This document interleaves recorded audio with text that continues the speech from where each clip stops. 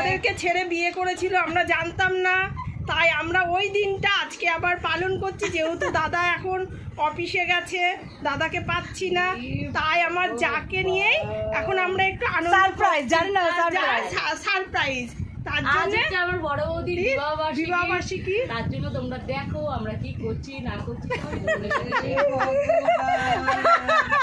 ভগবানকে ডাকছে এখন। নিজেই জানি। তো জানার দরকার নেই, তো আমরা জানলেই তো হবে। তাহলে চলো এখন এক এক করে সারপ্রাইজ গিফট দাও হোক। মাথা কথা যে তোদের পাগল হয়ে যাবে। কবে বিবাহ বার্ষিকী? 2 তারিখে। ভগবান, বের করি দেখা যাবে। আমি নিজেই জানি না। না, গায়ের মধ্যে ঠেকিয়ে দাও, চেনকে দিয়েছিলাম। হ্যাপি হ্যাপি অ্যানিভার্সারি বড় বৌদিকে। না এটা থাকবে। হ্যাঁ এটা এরকম হ্যাপি আমরা বৌদির বিয়ে দেখতে পাইনি, এখন বিয়ে পাবো। মানে এদের কি প্ল্যান ভগবান জানে। আমাদের প্ল্যান কেউ বুঝতে পারবে না। Happy anniversary. দাদাটাকে একটু ভালো রেখো। কি অবস্থা।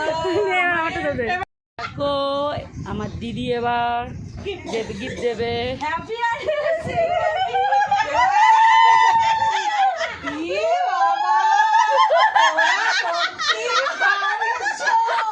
বাবা, তোরা বেঁচে থাক, ভালো থাক। আমি নিজেই জানি না, আমি ভাবছি কি করে হ্যাঁ কি হলো কি জানি এতবার করে ডাকছি।